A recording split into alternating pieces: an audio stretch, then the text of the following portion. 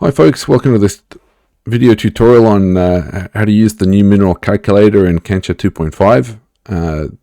This basically helps you work out where, most metallurgical processes work on minerals rather than chemistry, so just the straight up elements. It's important to know, for example, if my iron is present as pyrite or iron oxide, like hematite, for example. They're going to behave quite differently in a gold processing plant. So it's sometimes more useful to know about the minerals than of just the chemistry. Another good example is in sulfide flotation. You might be interested that what purity marmotite or sphalerite you have versus just zinc, because you might have a high pure mineral concentrate, whereas it might be only, for example, 50% zinc. But in fact, if you've got high iron marmotite, then you'll have a pure mineral concentrate, and flotation is not going to do any better. So those are two practical examples of where you would use a mineral calculator in geometallurgy and interpreting metallurgical data.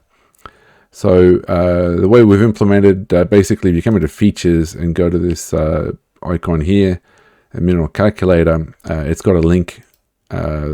Basically, it follows Bill Witten's excellent paper on calculation of mineral composition from chemical assays.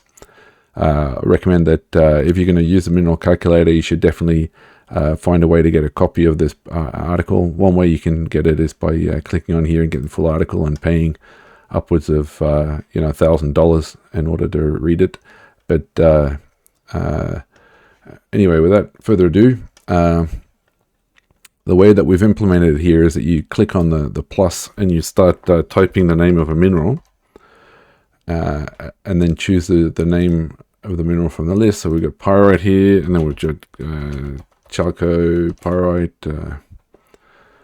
Where is it then? Chalcopyrite, and we're also going to add hematite, because we need to have somewhere to put iron if there's not enough sulfur for pyrite.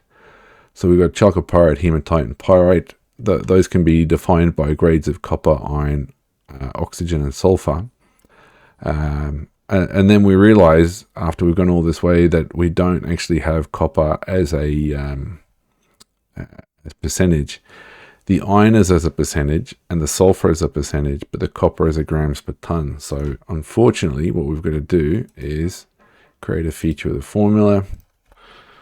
So we're going to call this copper BCT, and that's going to be basically copper grams a ton divided by 10,000, because that's how we translate from ppm to percent.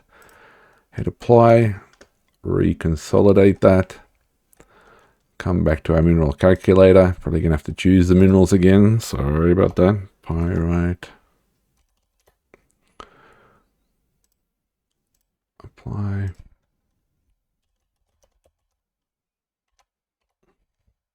chalcopyrite, and hematite.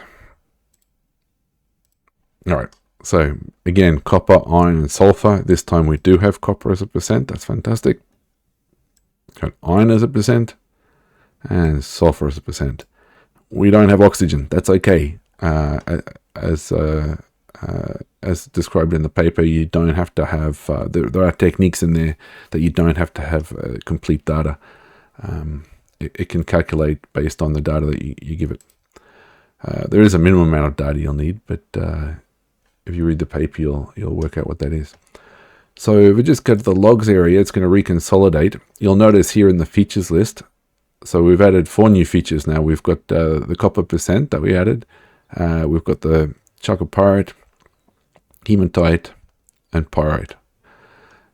So now if I, okay, we already got these two on here. Let's just add the copper, and we'll add the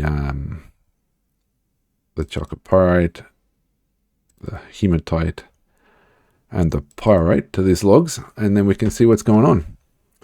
So you can see here that there's some areas that have very low sulfur, and where there's very low sulfur and there's high iron, it's getting classified as hematite rather than pyrite.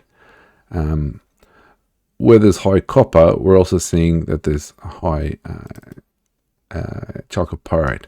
Now, chalcopyrite is like 34% copper. So we can see here that we've got 0.086% copper, and we've got about 3 times that. So, divide by 0.34, and we end up with something close to 0.25% chalcopyrite.